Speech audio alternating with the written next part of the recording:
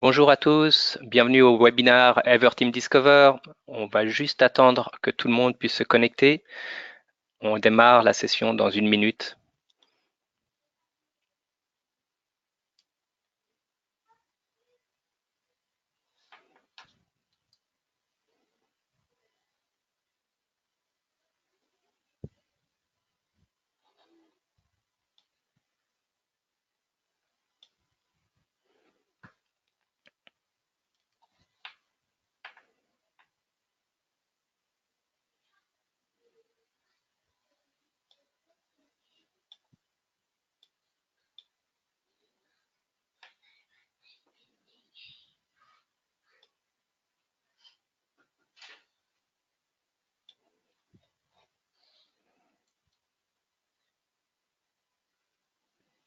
Je vois qu'il y a encore des personnes qui essaient de se connecter, donc on va juste attendre encore 30 secondes avant de démarrer, le temps que tout le monde arrive à se connecter.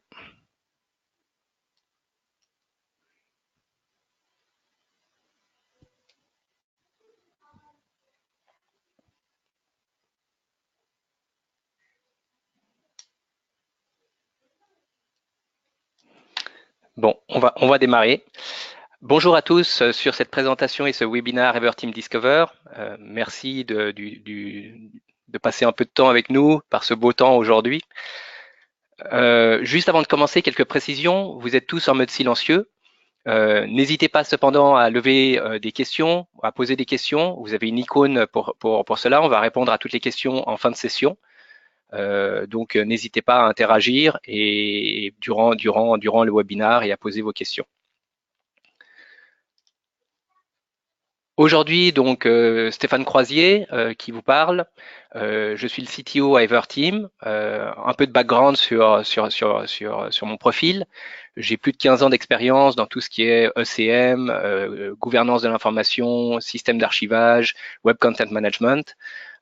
Quelques mots rapides. Donc, j'ai commencé ma carrière comme product manager. Je suis entrepreneur. J'ai co-créé en fait la société Jaya, qui est un éditeur de web content management également français, qui a été racheté en 2014. Ensuite, j'ai rejoint RSD, qui est un éditeur de systèmes d'archivage suisse. Puis ensuite, derrière, je suis devenu le PDG de GlassIG, un outil de record management fédéré, qui a été racheté par EverTeam en fait ce printemps. D'où ma présence ici.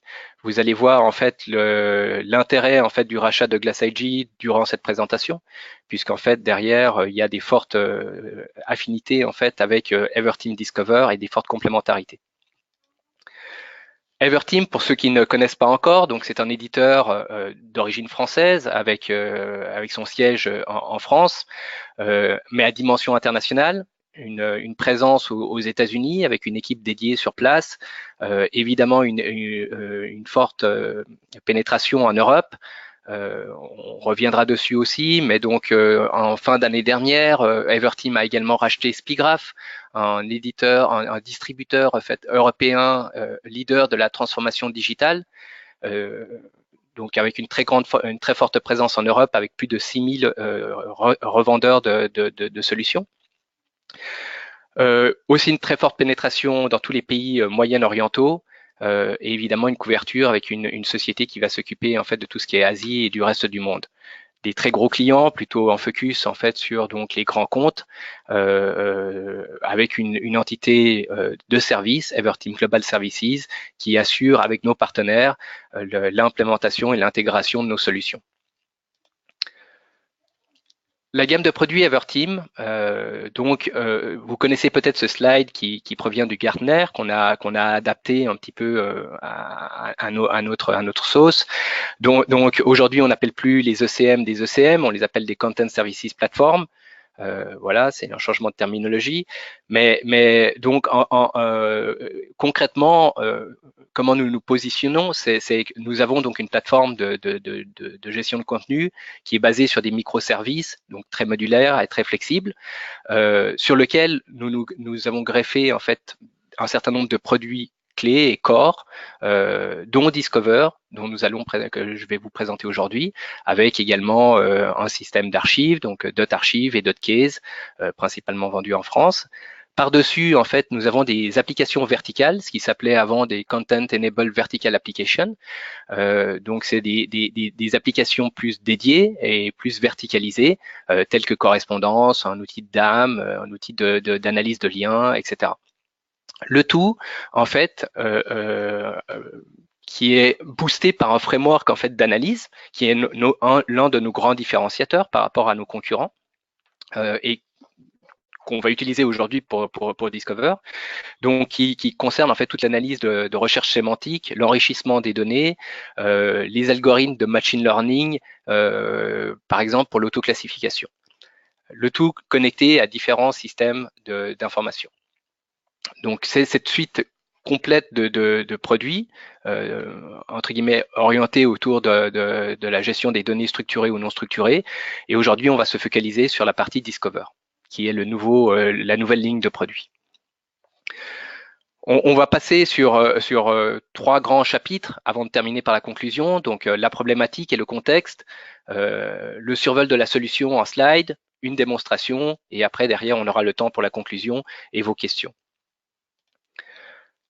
Quelle est la problématique que nous adressons aujourd'hui? La première, le grand challenge et le grand défi, c'est le déluge informationnel. Aujourd'hui, on fait tous face à ce déluge d'informations, et cette information est principalement comprise dans les données non structurées. C'est-à-dire que 80% des contenus, selon cette étude par exemple d'IDC, 80% des données sont non structurées, et croissent à un rythme exponentiel d'année en année. Donc jusqu'à aujourd'hui, il y a une politique un peu du laisser-faire. On laisse les Share Drive, les Google Drive, les SharePoint, et on laisse la croissance proliférer. Mais on arrive à un tournant et un virage dans ce domaine où il y a une prise de conscience en fait que cela ne peut pas continuer comme ça. Et il est temps de reprendre la main en fait sur l'ensemble de ces données non structurées. Cela est amplifié par en fait un autre aspect qui est la multiplication des sources de données. Il y a eu une grande utopie au début des années 2000 qui était de dire que tout le monde allait consolider dans un seul ECM par organisation, donc un IBM FileNet, un OpenText, etc. Clairement, cela ne s'est jamais produit. Et on voit l'inverse se produire aujourd'hui avec l'essor des systèmes cloud, des systèmes d'applications verticalisées, ces fameuses content apps, et donc des applications métiers. Et donc, en fait, les données structurées ou non structurées se retrouvent et prolifèrent dans différents systèmes hors de tout contrôle et hors de toute gouvernance. On parle de plus en plus d'actifs informationnels qui sont dispersés dans ces différents silos. Et en fait, derrière, quand on parle d'actifs, on parle d'inventaire. Et en fait, il n'y a pas d'inventaire aujourd'hui de tous ces actifs informationnels. Donc, c'est le but de Discover, c'est de créer cet inventaire de tous ces actifs, où qu'ils se trouvent, et après de pouvoir agir sur ces actifs indépendamment en fait des différents référentiels de contenu. Le défi, c'est celui qu'on appelle aux États-Unis celui du dark data ou du databerg. C'est aujourd'hui, selon cette étude par exemple qui date de 2016, il y a à peu près 15% des données métiers ou des actifs informationnels qui sont identifiés par l'entreprise et moins de 5% sont des records ou des documents engageants. Ce qui laisse la grande partie en fait de cet iceberg qui est caché aujourd'hui, qui fait partie de ces dark data, qui peut être divisé en 2 grandes parties, c'est-à-dire le déchet informationnel, ce qu'on appelle RAW en anglais, donc pour redundant, outdated, trivial, pour ceux qui ne le connaissent pas encore. Donc là, on estime à un tiers dans cette étude, mais il y a un document sur 2, en gros, qui peut contenir des données critiques, qui peut contenir des documents engageants, qui peut contenir des documents en gel légal, mais sur lequel, et qui contient évidemment beaucoup de déchets informationnels sur lesquels on n'a en fait aucune visibilité. C'est 33% et c'est 52% qu'on tente d'adresser aujourd'hui avec Discover. J'ai repris ce slide en fait de CEJOC qui est un consortium américain. Je trouve qu'il est assez parlant. Euh, il explique en seul slide en fait cette croissance exponentielle des informations. L'information a un coût de stockage, a un coût de traitement, a des coûts indirects. Donc, la plupart d'entre vous probablement ont des coûts unitaires par référentiel de stockage et par terabyte. Ici, c'est par pétabyte, donc on est à 3,3 millions par pétabyte, ce qui fait dans les 3000 euros par terabyte, ce qui est globalement, on va tourner selon les standards, entre 2000 et 10 000 euros par terabyte d'informations à stocker. Évidemment, quand on commence à gérer des disques réseau partagés sur des très grands volumes de contenu, sachant que derrière, il y a à peu près entre 50 et 75% des informations qui sont du déchet informationnel, il y a un certain coût à continuer à traiter ces informations. Ici, c'est un slide américain, donc il y a une grande partie du coût qui s'appelle le coût du e-discovery, qui est moins présent en Europe ou en France, malgré la croissance en fait des litiges et l'explosion de ces coûts-là. Donc évidemment, aux États-Unis, c'est encore plus flagrant par rapport à la partie e-discovery. Donc tout l'objectif en fait, c'est de pouvoir isoler en fait ces informations qui ont une valeur métier, qui sont pas forcément des documents engageants et des records, qui sont le propre en fait des records et information managers depuis toujours et qui sont normalement bien traités et bien adressés. Donc c'est vraiment de pouvoir isoler en fait le bon grain de livret et de pouvoir focaliser en fait ces 25% qui vont pouvoir permettre après derrière aux lignes métiers d'accéder à une meilleure qualité des données, plus rapidement à ces données, puisque derrière on va supprimer le bruit ou cette pollution de ces 70 ou 70% d'informations qui sont des déchets informationnels. Le vrai défi aujourd'hui, c'est qui est en charge au sein de l'organisation de ces projets en fait d'assainissement, de réorganisation de ces données.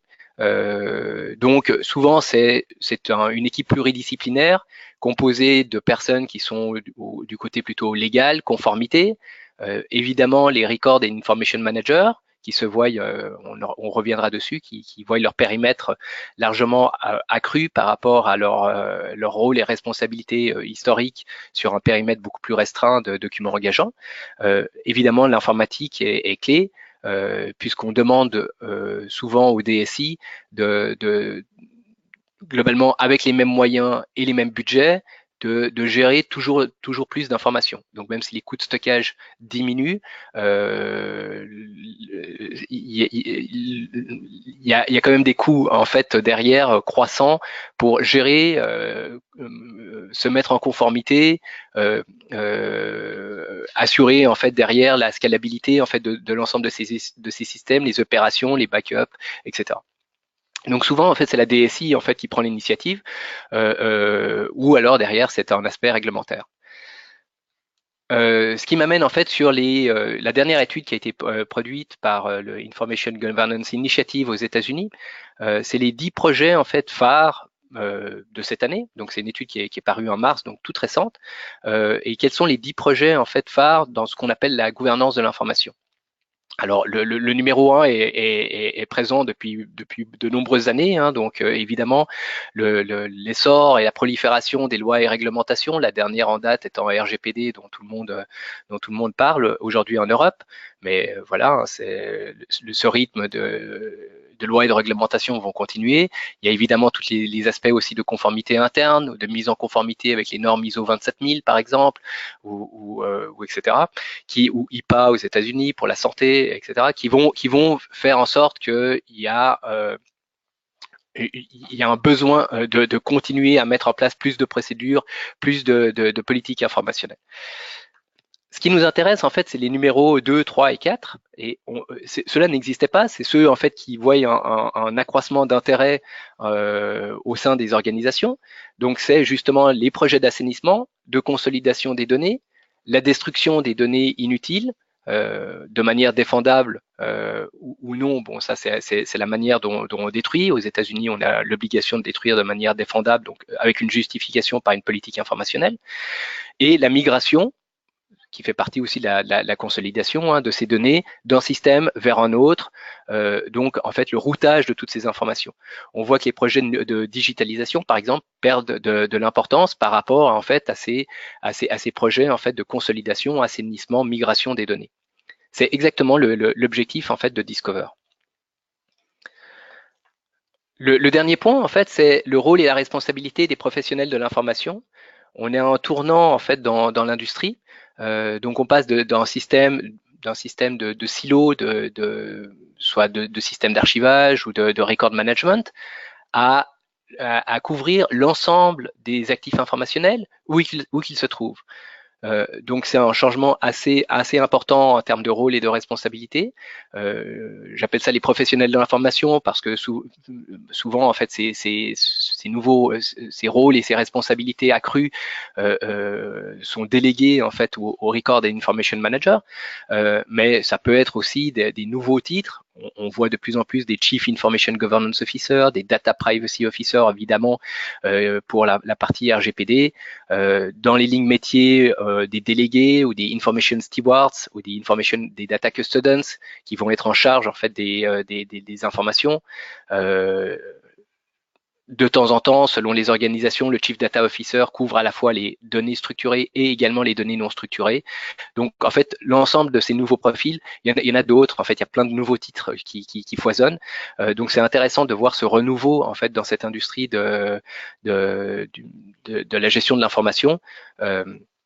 Et en fait, le tout drivé par ces nouveaux défis qui consistent en des nouvelles réglementations, des nouvelles normes ISO, et évidemment l'essor et la prolifération des systèmes et cette dette informationnelle qu'on a traînée pendant des années.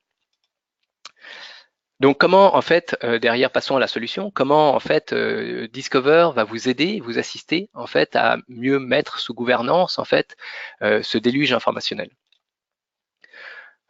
L'objectif de Everteam Discover, c'est d'être un peu votre couteau suisse sur 5 axes principaux. Donc, après, en fait, chaque société, chaque organisation va démarrer avec sa problématique clé. L'objectif en fait de Discover, c'est de vous fournir un outil qui va être flexible dans le temps et qui va pouvoir s'adapter à vos différents challenges. Donc évidemment, à chacun de trouver en fait son challenge ou son défi aujourd'hui en 2018, sachant qu'évidemment il y en aura d'autres à terme. L'objectif en fait derrière, c'est de ne pas couvrir tous les défis en une seule fois. C'est de la même chose. J'ai fait des projets de gouvernance en fait sur l'ensemble des silos informationnels qui avaient démarré en fait derrière avec 5-6 silos à couvrir. Ce sont souvent des projets en fait qui vont en mode échec. Donc il vaut mieux démarrer par un projet sur un périmètre un peu réduit, par exemple la gouvernance des informations sur vos disques réseau partagés, et étendre après coup pour avoir en fait derrière très rapidement la valeur ajoutée qui peut apparaître. Sinon très rapidement on tombe sur une magnitude de problèmes et de challenges qui fait que les projets s'enlisent. Donc les 5 grands projets qu'on a, donc c'est les decommissioning, la fin de vie des applications qui sont obsolètes de plus en plus, donc soit qui sont héritées de fusion-acquisition, soit de vieilles applications sur lesquelles en fait il y a un certain nombre de contenus qu'il faut migrer. Évidemment, il faut pouvoir assainir avant de migrer. Nous avons évidemment tous les projets de mise en conformité, RGPD étant le projet phare en fait de cette année, sachant que la deadline est pour demain. D'ailleurs, la réduction des coûts et des volumes, donc on en a déjà parlé. Donc c'est un assainissement non pas pour mise en conformité, mais pour tenter de réduire les coûts ou d'augmenter la valeur pour les lignes métiers en réduisant le bruit informationnel. L'implémentation des bonnes pratiques de record management au sein de l'ensemble de ces différents silos et pas seulement au sein du système d'archivage électronique, ou la migration des données vers le cloud. Donc on assiste de plus en plus à des projets d'arrêt ou de decommissioning, par exemple des file share, donc des disques partagés Windows par exemple, vers Office 365 ou vers un Google Drive ou un Box.com. Évidemment, l'objectif n'est pas de tout migrer, c'est d'assainir avant migration pour ne garder que l'important et pas le superflu. Donc c'est voilà les 5 business cases en fait qui sont couverts en fait par Discover. Notre approche de la gouvernance s'organise aussi autour de 5 phases. Le premier, ben, évidemment, il s'agit de se connecter à ces différentes sources d'informations. Donc, on va livrer un certain nombre de connecteurs où vous pouvez construire vous-même vos propres connecteurs à travers un intégrateur ou un partenaire de Everteam. Et cela va permettre en fait d'indexer en fait ces données. Donc différents types de connecteurs, des connecteurs de type d'indexation, des connecteurs en fait de type indexation et écriture, qui vont vous permettre après derrière aussi de migrer vers ces référentiels de données. On reviendra dessus en fait sur chacun de ces points. Une fois on s'est connecté à un système, notre moteur de recherche sémantique va automatiquement découvrir ces informations et va vous permettre de les analyser, de faire vos recherches, vos investigations sur votre univers informationnel. Ça, c'est une partie, c'est la partie référencement, création d'un catalogue ou d'un inventaire de votre univers informationnel. Tout l'objectif en fait et la plus-value en fait de Everteam Discover est après de pouvoir organiser et agir sur ces informations. Donc il y a une partie en fait d'organisation ou d'enrichissement des données automatiques ou d'enrichissement par ce qu'on appelle curation. Donc c'est fait par des professionnels de l'information qui vont classer ou et qui vont taguer les informations en vue de pouvoir après derrière agir dessus. Ensuite, il faut pouvoir prendre des mesures sur les tags qui auront été mis. Est-ce que ces informations sont des déchets? Est-ce qu'il faut les supprimer? Est-ce que ces informations sont des informations critiques? Est-ce qu'il faut les déplacer dans un système d'archivage? Est-ce qu'il faut les mettre en quarantaine? Donc, c'est ces actions-là que vous pouvez après derrière utiliser au sein de Everteam Discover pour pouvoir agir sur ces données. Le dernier pan étant la partie gouvernance et surveillance ou monitoring en fait derrière de ce système, puisque derrière, une fois que vous avez assaini, donc ce qui m'amène, ah oui, j'ai le slide un peu plus loin, une fois que vous avez assaini, il faut garder une situation propre de votre système. Comment cela s'inscrit dans notre gamme de produits? Donc évidemment, Everteam a son système de SAE d'archivage, ses offres de case management ou ses offres de document management et d'analytics qui vont continuer à exister et qui font du sens puisque derrière vont assurer la valeur probatoire des documents engageants que vous aurez trouvés et qu'il va falloir déplacer depuis vos différents référentiels de contenu sur lesquels ces documents ne doivent pas se trouver. Mais on va enrichir en fait cette partie gouvernance par de la gouvernance in place, si on veut, sur l'ensemble de ces référentiels de contenu. Donc pour étendre le périmètre, non pas simplement au silo SAE, mais sur l'ensemble des référentiels de contenu. Donc c'est l'objectif de Discover.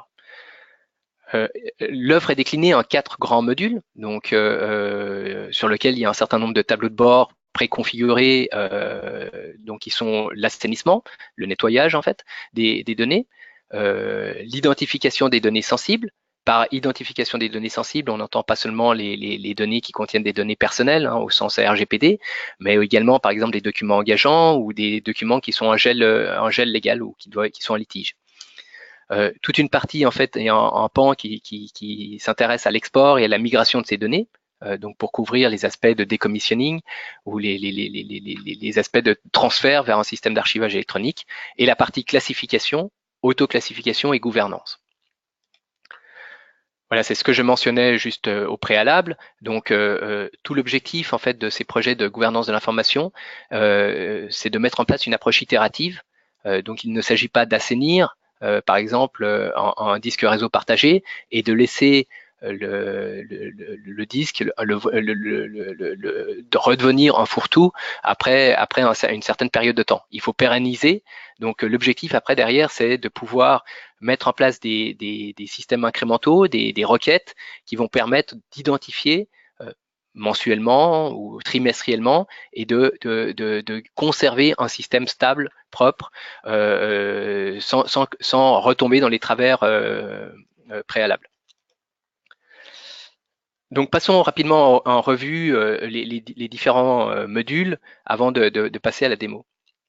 Donc, l'aspect connectivité, l'objectif de Discover est de se connecter à des multiples sources d'informations dans l'entreprise, d'où également l'acquisition en fait de GlassIG, puisque c'était un système fédéré qui avait plus d'une quinzaine de connecteurs à son actif. Donc, vous voyez l'intérêt de l'acquisition. La possibilité de se connecter à des sources de données non structurées ou structurées. On parle évidemment des 80% de données ici qui sont non structurées, puisque c'est le principal chantier et le principal besoin. Mais évidemment, on peut également indexer des données structurées si cela fait du sens. Ce qu'on va faire, en fait, c'est donc récupérer l'ensemble des contenus et de ces métadonnées. On va passer après derrière sur la partie indexation. Différents types de connecteurs, donc des connecteurs standards qui sont offerts par défaut avec l'offre produit, des connecteurs génériques de type SharePoint, Exchange ou CMIS, etc., qui vont vous permettre d'accéder en fait à plusieurs référentiels de contenu à travers un seul protocole, des connecteurs cloud. Donc, on peut accéder soit à des référentiels de contenu qui sont on-prem, donc sur site, ou des référentiels de contenu SaaS. Comme mentionné, vous pouvez construire vous-même en fait vos propres connecteurs également, ou quand je dis vous-même en fait, donc c'est à travers votre DSI ou à travers un intégrateur qui pourra lui-même aussi étendre l'offre de connectivité à des connecteurs tiers. Une fois connecté, on va passer à un processus d'indexation et d'enrichissement par phase successive. Donc il y a différentes étapes en fait dans le processus d'indexation. On va essayer de ne pas être trop technique aujourd'hui. Donc la première phase en fait évidemment c'est de référencer les fichiers. Donc on va reprendre l'ensemble des métadonnées, les attributs système, l'empreinte du document, etc. Donc vraiment ce qui gravite autour du document pour la première passe d'indexation qui va très vite et qui est très très rapide. Ensuite, derrière, donc ça se fait en tâche de fond, il y a une indexation plein texte et une indexation linguistique. C'est là où en fait on va retrouver nos algorithmes d'extraction multilangue, d'extraction de concepts. Vous allez voir après derrière durant la démo, derrière on a toute une algorithmique propre qui va permettre en fait de faire des recherches croisées multilangues et donc de fournir des meilleures relevance de données. En quatrième niveau, c'est l'extraction en fait de ce qu'on appelle d'expressions régulières ou des entités nommées. Donc c'est par exemple des expressions régulières. Vous aurez par exemple des numéros de carte de crédit. C'est des expressions où on va savoir reconnaître un certain pattern au sein d'un document et on va automatiquement extraire ces informations. Ces expressions régulières, le système est livré avec un certain nombre d'extracteurs par défaut et vous pouvez créer vous-même vos propres expressions.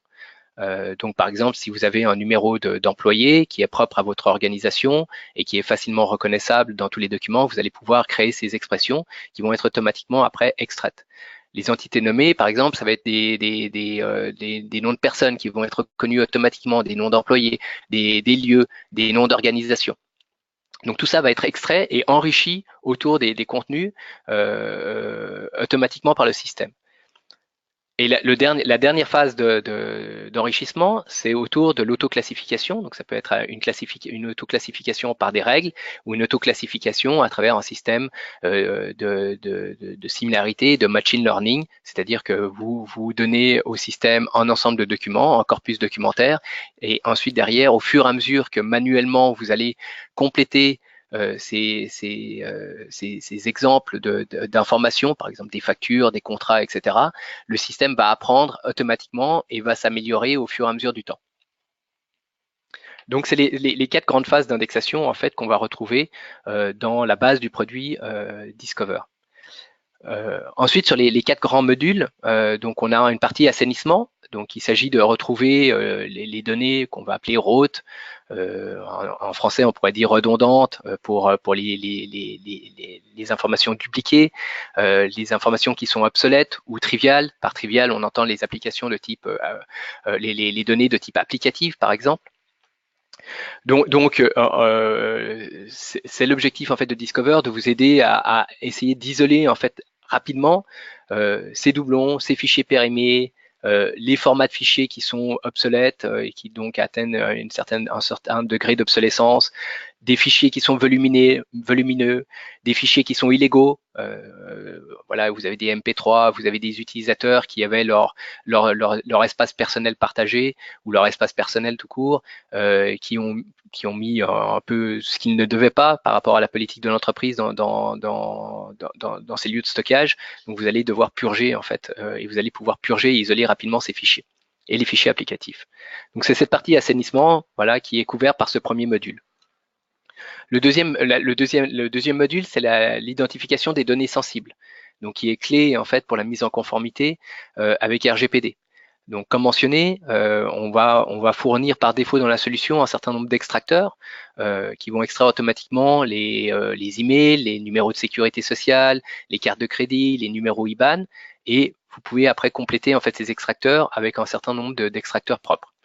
On va fournir des tableaux de bord dédiés, en fait, plus orientés en fait pour les personnes qui seront soit des DPO ou des personnes qui auront en charge d'isoler en fait ces données personnelles ou d'appliquer en fait les demandes de traitement par les ayants droit.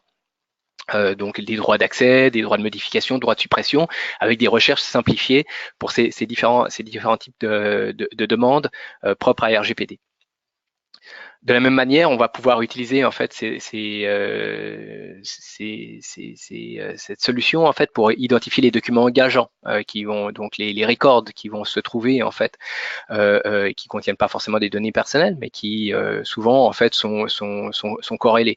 Si on a un contrat de travail ou une fiche de salaire, forcément c'est quelque chose qui va être soumis à RGPD et en même temps va devenir un document ou est un document engageant pour l'entreprise. Le dernier point, évidemment, c'est une assistance en cas de litige pour plus facilement retrouver en fait l'ensemble de ces informations, même si on ne va pas pousser aussi loin en fait que les outils américains de Legal e-Discovery. Le troisième point, en fait, c'est la partie gouvernance des données. Donc, c'est toute la partie classification, auto-classification, assistance à la classification, et après export en fait de ces classifications et de ces enrichissements en format XML, par exemple pour versement dans votre système d'archivage électronique, ou après derrière simplement un déplacement automatique depuis la solution elle-même. Un dernier slide pour résumer, le temps passe, comment les outils de classification fonctionnent. Donc là également, 3 niveaux en fait de classification.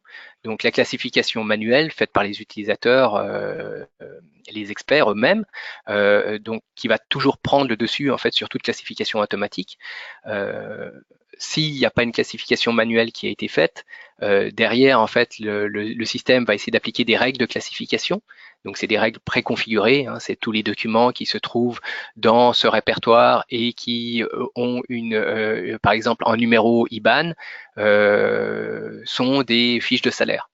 Voilà, donc ça c'est des règles qu'on arrive à déterminer, à prédéterminer et qu'on va pouvoir appliquer. Et si aucune de ces règles ne peut être appliquée, derrière le système en fait d'auto-classification ou d'assistance à la classification, puisque à n'importe quel moment évidemment on peut aller regarder en fait cette classification faite par le système et aller la modifier. Le système d'auto-classification va essayer par apprentissage et par similarité de trouver la bonne classification du document. Le dernier pan, en fait, c'est la partie migration. Donc, c'est une fois que vous avez classé, enrichi, tagué vos documents. Évidemment, il faut prendre un certain nombre d'actions. Donc, c'est soit des actions de destruction, soit c'est des actions de migration, migration vers des systèmes de quarantaine ou migration vers un système d'archivage. Voilà. Donc, on va passer à la démonstration.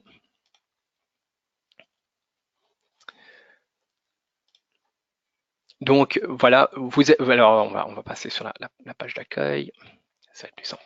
Donc, quand vous vous connectez à Discover, en fait, vous tombez sur des tableaux de bord qui peuvent avoir ce look and feel. Ces tableaux de bord peuvent être complètement personnalisés en fait par utilisateur. Vous pouvez vous-même configurer en fait des différents portlets ou différents dashlets qui vont être plus ou moins relevants par rapport à votre univers informationnel. Donc ici, par exemple, on va voir qu'on a différents sous-tableaux de bord qui vont être spécialisés. Par exemple, le tableau de bord en fait pour tout ce qui concerne en fait la privacy, en fait, qui va être plus orienté pour les DPO, ou un tableau de bord d'assainissement en fait pour un information manager qui va être focalisé sur l'assainissement d'un disque réseau, par exemple. Ici, bon, voilà, j'ai monté 3 référentiels de contenu, un Google Drive, un Preservation Store qui est simplement un Share Drive qui est protégé, et un autre Share Drive en fait qui est qui comprend un certain nombre de Team Drive, de disques départementaux en fait, par exemple tout ce qui concerne les ressources humaines, le marketing et la vente, des espaces de projet, et des disques en fait utilisateurs, donc avec un certain nombre d'utilisateurs qui ont leurs espaces personnels et un certain nombre de fichiers. Donc évidemment, en fait, le premier objectif, c'est avant assainissement, c'est de pouvoir explorer un peu ces données, de comprendre en fait le corpus documentaire qu'on vient d'indexer. Donc en fait, derrière, il y a un certain nombre d'informations qui vous sont données, par exemple sur la taille des fichiers en moyenne, les dates d'accès, les langues qui sont utilisées. Donc il y a une extraction automatiquement des langues, hein, comme mentionné, hein, qui va permettre après derrière de jongler aussi sur les concepts en mode multilangue. Donc de manière intéressante, par exemple, si vous avez des PDF, voilà, vous voulez tout le système en fait est par navigation automatique, donc ça vous évite de faire des requêtes, et donc vous pouvez naviguer par clic pour ajouter en fait un certain nombre de filtres au sein de la solution. En cliquant ici, vous voyez le résultat de votre recherche. Ici, j'ai tous les PDF, donc j'ai sélectionné tous les PDF. Ce qui peut être intéressant après, c'est par exemple de faire des analyses. On parlait de l'obsolescence en fait des fichiers. Donc après derrière, par exemple, vous voulez le type d'application, donc le numéro de version des PDF pour savoir en fait s'il y a des PDF version 1.1, 1.2 qui vont être obsolètes et trop vieilles, donc à par exemple convertir en PDF A3. Donc, par exemple, ici, je vais sélectionner des vieux fichiers. Donc, ces vieux fichiers, après, derrière, vous allez pouvoir les sélectionner et agir en fait sur ces documents, par exemple, pour les convertir automatiquement en format plus pérenne. Donc ça, c'est une possibilité, par exemple, de navigation par obsolescence des informations. Ce qui est intéressant également, par exemple, c'est de pouvoir traiter en fait toutes les informations. Donc on va aller sur la partie un peu plus assainissement. Et on va rentrer sur l'assainissement. C'est ici on voit qu'on a un certain nombre de fichiers en fait qui sont relativement âgés. Donc on peut évidemment changer le type de liste, voir par exemple ici le nombre de documents en fait selon. Alors on va enlever là, j'ai collé PDF. Donc à n'importe quel moment vous pouvez enlever les filtres et voir en fait, voilà, ici on a un certain nombre de fichiers qui sont assez obsolètes. Un autre moyen en fait évidemment, c'est que vous avez un système de requêtes relativement avancé et complexe en fait. Donc ici par exemple, j'ai simplement copié-collé une requête qui va vous prendre tous les fichiers qui ont entre 20 ans et 10 ans d'obsolescence, et plutôt que de cliquer en fait directement sur la facette. Et donc après derrière on va retrouver en fait voilà tous ces vieux fichiers qui datent des années 2000.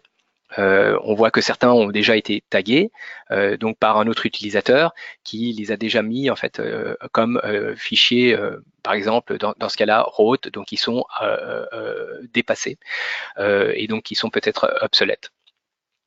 Pour taguer par exemple ce qui manque, même système, donc simplement vous allez pouvoir utiliser un système de tagging.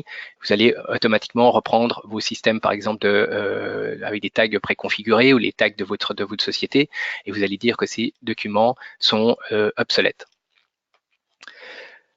Ensuite derrière, quelque chose d'autre qui est assez intéressant, c'est l'identification en fait de tous les grands fichiers. Donc ici, c'est la même chose. Par exemple, vous allez voir, trions par exemple par liste, on verra. Ici, j'ai deux fichiers ici, par exemple, qui sont relativement volumineux. Donc après, derrière, on va pouvoir accéder à ces fichiers, les isoler, voir dans quel répertoire il se localise. Donc ici, typiquement, c'est des fichiers en fait qui vont se trouver sur un espace personnel d'un utilisateur. Et donc après, de là, la question qui sont relativement âgés, celui-ci date de 2001 par exemple. Donc est-ce que derrière, il est le temps de le purger? Évidemment, on va commencer à traiter les plus grands fichiers en premier. C'est ceux où on aura le plus de gains en termes de stockage pour les effacer. De la même manière, en fait, derrière, vous pouvez donc utiliser en fait les métadonnées. Par exemple ici, là, je vais simplement essayer d'exécuter en fait tous les donc dans la partie triviale, en fait tous les fichiers qui sont de type applicatif. Donc ici, on va voir qu'on va retrouver voilà du shareware et un certain nombre d'applications ou un certain nombre de DLL qui n'ont rien à faire en fait dans le corpus documentaire, donc qui sont à détruire et à taguer. Donc là, vous pouvez également derrière après pouvoir facilement les isoler. Je vais revenir en fait derrière sur mon corpus intégral. Quelque chose que vous voyez ici, c'est les duplicata. Donc en fait derrière le système va également automatiquement isoler les documents qui sont à double sur le corpus documentaire sélectionné. Donc ici, on va voir que par exemple, ce CV de cette personne, de Monsieur Alain Martin, se retrouve 4 fois dans différents sous-répertoires, donc dans des espaces projets, dans des espaces de recrutement, peut-être dans le répertoire en fait de ressources humaines de Monsieur Alain Martin, etc. Dans des copies, etc. Donc le système automatiquement détecte en fait ce qui lui semble le document clé, le document source, le document à conserver. Et donc après, derrière, vous pouvez automatiquement sélectionner tous les autres documents, donc automatiquement pour, par exemple, mise à destruction. Donc vous pouvez évidemment directement détruire les documents depuis ici, ou alors simplement vous pouvez les taguer comme on le montrait tout à l'heure, ou alors créer des baskets. Donc, c'est-à-dire, vous n'allez pas détruire tous les documents maintenant, vous allez les mettre dans un panier, dans un caddie, hein, un peu comme un caddie Amazon. Et après, derrière, au moment où vous souhaitez vraiment détruire en fait ces informations ou les exporter pour les détruire en masse, vous revenez vers votre basket. Donc, je ne sais pas si j'ai un basket qui existe déjà. Par exemple, pour ces informations, donc là, on va dire que par exemple, c'est des informations à réorganiser ou à voilà, route, des documents à supprimer. Donc, on va simplement les mettre dans son basket et derrière, à n'importe quel moment, on va retrouver en fait l'ensemble de ces baskets ici, donc sur lequel on va pouvoir revenir.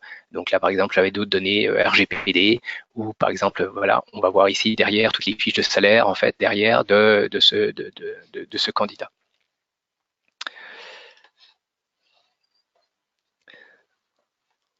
Donc comme le temps passe, je vais passer à la partie plutôt privacy et analyse des données personnelles. Extraction des entités nommées, extraction des expressions régulières. Donc là, on a un tableau de bord en fait qui vous permet d'identifier automatiquement en fait, donc c'est toute l'information qui a été extraite, les données personnelles qui se trouvent dans ce corpus documentaire qui a été indexé. Donc, on va voir en fait un certain nombre d'informations ici, par exemple, personnelles, donc sujettes, par exemple, à RGPD et à mise en conformité avec RGPD. Certaines sont plus sensibles que d'autres. Hein. On voit qu'ici, on a un certain nombre de cartes de crédit, par exemple, ou de numéros IBAN. D'autres, comme par exemple les emails, seront moins sensibles, mais vont permettre d'isoler et après de trier par rapport à cette personne.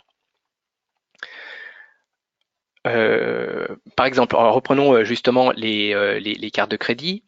Donc après derrière, vous avez des sous-vues en fait qui vont vous permettre en fait d'accéder rapidement à ces données. Donc ici, on voit qu'on a un numéro de carte de crédit. On va pouvoir la sélectionner. Automatiquement, il va vous trouver en fait derrière, on va se retrouver avec un fichier ici qui est à double d'ailleurs et qui va comprendre un certain nombre. Donc automatiquement, quand on clique sur un fichier, on a un extrait visuel du contenu et on va se retrouver en fait derrière avec, ici on va voir les entités, voilà, et donc tous les numéros de carte de crédit, bon, c'est des cartes Visa, donc il reconnaît automatiquement que c'est des cartes de Visa de ce type-là qui ont été reconnues au sein de ce fichier. Donc ce document clairement à risque et qui ne devrait pas se trouver sur un disque réseau partagé. Voilà. Une autre possibilité, évidemment, c'est, voilà, vous avez une requête de type, donc je vais allumer mon filtre. Vous avez une requête de type RGPD, donc vous avez un ayant droit en fait qui va, donc par exemple ici j'ai Dorothy Adams, c'est un de nos personnages clés, donc je vais essayer de retrouver Dorothy Adams, donc il suffit que je tape en fait les noms, on va retrouver un certain nombre de personnes en fait qui ont été isolées, dont Dorothy Adams, qui comprend un certain nombre de fichiers. Voilà, et donc automatiquement, où que les fichiers se trouvent, donc ils peuvent être dans différents répertoires. Ici, on va voir, d'ailleurs, il y a des Dorothy Adams qui traînent dans des mauvais répertoires, donc on voit qu'il y a des erreurs. On voit qu'il y a du Dorothy Adams sur un Google Drive. On voit du Dorothy Adams, évidemment, dans tout ce qui est dans les documents de ressources humaines. Donc, imaginons que Dorothy Adams est une personne qui a quitté l'entreprise et qui demande son droit à l'oubli, par exemple. Donc, on ne sait pas trop comment le traiter à l'heure actuelle. Donc, vous allez très simplement pouvoir sélectionner en fait derrière l'ensemble de ces documents qui ont été identifiés avec et qui concernent Dorothy Adams, où qu'ils se trouvent, et le pouvoir le classer par exemple dans un basket de traitement, donc dans un panier de traitement qui va vous permettre en fait de suivre en fait et d'exporter en fait ces données après revue manuelle de tous ces documents. Évidemment, vous n'allez pas forcément fournir l'ensemble de ces documents à Dorothy Adams. Certains sont des documents engageants, certains sont des documents sensibles, etc. Donc, il va falloir faire un tri préalable. Une autre option intéressante en fait derrière, c'est vous allez pouvoir en fait sauver une recherche. Donc par exemple, si, alors je vais reprendre une query. Vous voulez être tenu au courant, par exemple, à la semaine. Donc, je reprends en fait une requête simplement sur toutes les modifications depuis aujourd'hui, en fait, quoi, depuis les 7 derniers jours, concernant Dorothy Adams. Donc, vous allez pouvoir en fait sauver cette requête. Donc ici, voilà, je vais l'appeler Dorothy Adams. Et en fait, vous allez pouvoir, par exemple, on va sauver comme un filtre actif, et vous allez vouloir être notifié, donc par exemple, toutes les semaines, donc là, tous les 7 jours, et vous allez entrer votre email. Et donc, en fait, derrière, alors on va aller jusqu'au bout. Voilà, vous pouvez paramétrer différents templates qui vont vous lister en fait derrière le type d'information que vous souhaitez recevoir par email. Vous allez sauver cette requête et automatiquement tous les 7 jours, s'il y a des nouveaux fichiers en fait qui concernent cette personne-là qui sont sur le disque réseau partagé, qui ont été posés par quelqu'un, qui ont été rajoutés ou etc., vous allez automatiquement être informé de cette requête. Le système peut donc ça je passe assez rapidement puisque nous n'avons qu'une heure malheureusement pour traiter en fait toute la richesse fonctionnelle de ce produit. Un autre point en fait intéressant, donc c'est par exemple si vous avez un litige avec une société, vous allez par exemple trouver toutes les organisations qui sont également automatiquement extraites de votre corpus documentaire. Donc là, imaginons derrière que j'ai un litige avec le groupe Pira. On va voir qu'en fait derrière j'ai différents types de documents, donc peut-être que c'est la même organisation, peut-être pas. Donc ici derrière, voilà, j'ai des documents qui sont sur Pira Energy Group. Donc après, en filtrant derrière, toujours par facettage et par filtrage, on va voir un certain nombre de personnes qui sont concernées uniquement par ce corpus documentaire qui concerne Pira Group et un certain nombre de documents. Donc on va pouvoir dire, voilà, il y a Maurice Greenberg, personne à risque, en fait, sur lequel en fait j'aimerais filtrer ces documents. Et par exemple, si derrière on va voir les répertoires, donc on ne voit pas ici très bien. Ici, on va voir qu'en fait, Maurice Greenberg n'apparaît pas forcément en fait dans les sous-répertoires en fait qui sont concernés par ces documents. Donc ici, on voit qu'en fait c'est Geoffrey qui a stocké tous ces documents, mais qu'il y a une personne clé en fait qui est Maurice Greenberg, qui est peut-être sujet à litige et qu'il va falloir faire des investigations complémentaires, par exemple dans sa boîte aux lettres ou personnelle ou etc. Donc l'outil peut vraiment être aussi utilisé en fait pour ce type d'assistance, par exemple à du litige. Une autre partie en fait donc intéressante, c'est la partie linguistique. Donc on va revenir en fait derrière sur les dashboards principaux.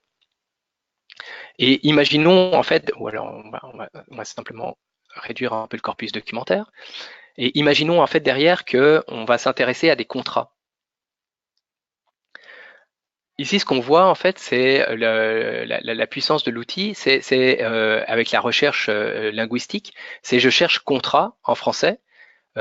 Automatiquement, le concept contrat va être traduit et il va être utilisé sur des documents qui sont en anglais, donc qui sont dans une autre langue. Donc ici, derrière, je vais voir forcément un agreement. On va voir après derrière qu'il va reconnaître en fait derrière ici on va avoir un certain nombre de mots quelque part certainement qui vont concerner en fait agreement. Bon, je tombe sur évidemment l'exemple où c'est pas forcément facile à trouver. Voilà, on va trouver agreement dans le corpus ici plusieurs fois. Et donc en fait, il y a une traduction conceptuelle automatique entre contrat, contract en anglais et contract par association est lié en fait conceptuellement à agreement. Et donc en fait derrière, ça permet évidemment de faire des recherches beaucoup plus rapides que de faire des recherches mots-clés traditionnelles.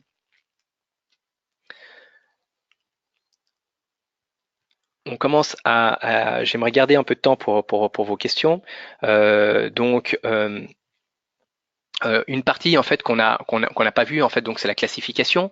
Donc ici j'ai toute une partie en fait de contrats que j'aimerais classer, par exemple comme document engageant par exemple. Donc en fait on va pouvoir en fait derrière utiliser des types documentaires. Ces types documentaires vont venir alors là, attendez, c'est pas le bon exemple. On va utiliser ici. Je vais créer un type documentaire spécifique ou avec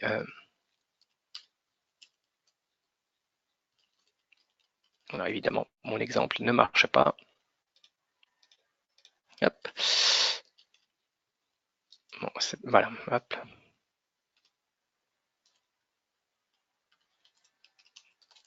On va y arriver.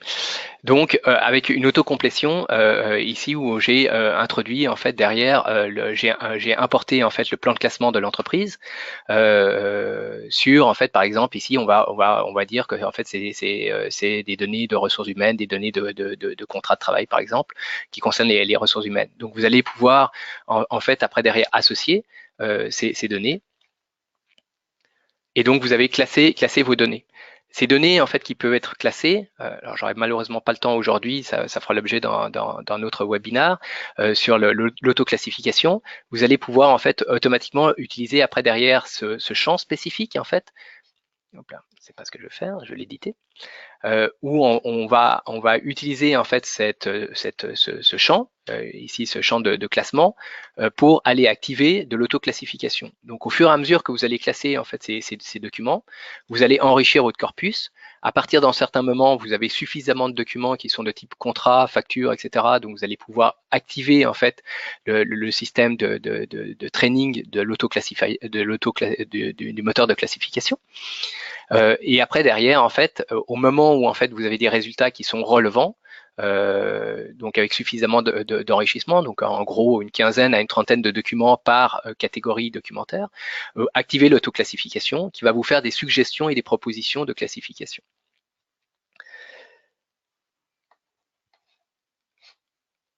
Un dernier point en fait que malheureusement là également on va être un peu court en temps, c'est alors reprenons en fait notre exemple de contrat avec un certain nombre de documents qui sont des contrats. C'est évidemment de pouvoir déplacer donc sécuriser ces contrats directement depuis la solution. Donc, vous pouvez le faire évidemment depuis directement en sélectionnant les contrats ou à travers un de vos paniers. Donc, comme ça, au fur et à mesure que vous sélectionnez et que vous enrichissez en fait vos données, vous les mettez dans un panier et vous déplacez tout à un certain moment.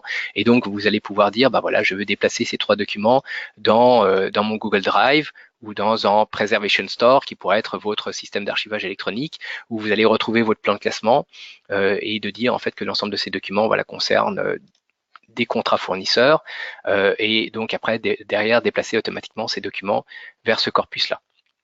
Donc voilà, les documents ont été déplacés automatiquement. Vous pouvez évidemment le faire sur des très grands volumes, donc c'est fait de manière asynchrone en tâche de fond par le système. Une autre possibilité que vous avez, et je m'arrêterai là pour aujourd'hui, parce qu'il nous reste 5 minutes pour les questions, c'est donc de pouvoir exporter en fait ces données. Donc au lieu d'utiliser le système directement pour déplacer ces données vers un autre référentiel de contenu, vous pouvez les exporter en fait les documents sélectionnés ou votre panier à travers différents formats, par exemple en XML pour réimport typiquement dans Everteam Archive à travers les outils de capture pour ceux qui sont déjà clients que vous connaissez bien. Donc vous n'êtes pas obligé de le faire de manière synchrone, vous pouvez le faire de manière indirecte à travers un fichier pivot d'export XML. Évidemment, l'ensemble des informations qui auront été enrichies, les tags, les classifications vont faire partie de ce fichier XML.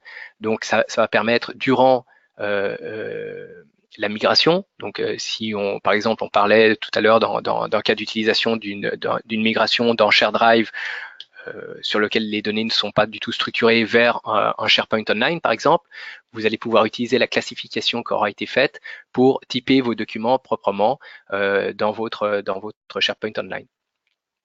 De la même manière, en fait, sur le SAE. Donc voilà, il nous reste 5 minutes pour finaliser ce webinaire. Évidemment, il faut plus de temps en fait pour couvrir l'ensemble des fonctionnalités de cette solution. Donc n'hésitez pas à nous contacter en fait pour une démo personnalisée, pour aller plus en détail en fait sur un certain périmètre. On a survolé rapidement aujourd'hui les problématiques et les concepts. Donc on va revenir sur les slides. Je ne sais pas s'il y a des questions. C'est le moment en fait si jamais en fait de poser vos questions. A priori, il n'y en a pas. Alors je ne sais pas si c'est moi qui n'ai pas été clair ou si derrière il n'y en a pas de questions.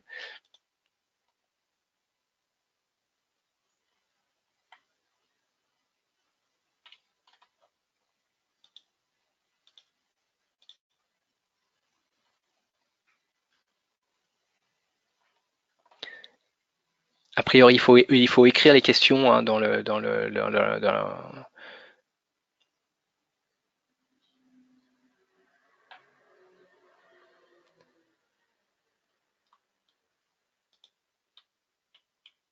Alors, quel volume de données pouvez-vous gérer? Donc, la solution a été éprouvée en fait. Donc, les solutions donc ici on décline en fait la solution sur un périmètre en fait plutôt orienté analyse de fichiers sur des silos informationnels, mais la solution est éprouvée depuis plusieurs années en fait sur des périmètres beaucoup plus grands avec des centaines de millions de documents. Donc, la solution est basée sur une scalabilité horizontale et verticale à base de microservices qui peuvent être complètement répliquer et dupliquer selon la charge. Évidemment, derrière, l'architecture de la solution va dépendre en fait de la volumétrie du contenu, du type de solution. Par exemple, s'il s'agit d'une solution d'assainissement, l'objectif n'est pas de garder l'indexation pendant plusieurs années. Donc, on va assainir, on va indexer une fois, et après derrière, on va supprimer cet index. Si l'objectif après derrière est de pouvoir continuer à utiliser cette solution à long terme, mais vous allez conserver l'index. Donc c'est vraiment à gérer après derrière au cas par cas. Mais donc plusieurs centaines de millions de documents.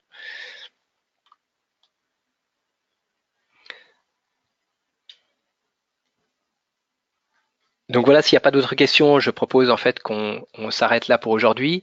Vous pouvez me joindre directement sur mon email. N'hésitez pas si vous avez des questions. Je répondrai à tout courrier. Vous avez de l'information complémentaire sur Discover sur le site.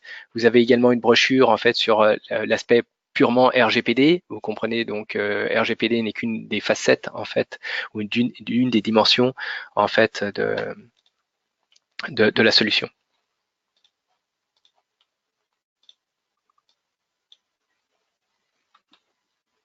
Alors on me dit qu'il y a une autre question. Le problème. Comment sont gérés les droits d'accès dans la mesure où de multiples sources sont connectées? Donc en fait, on s'intègre avec LDAP ou Active Directory, donc typiquement et donc les droits en fait qui sont appliqués sont les droits en fait les permissions de l'utilisateur. Donc voilà, c'est via une intégration LDAP Active Directory qu'on va filtrer les permissions d'accès.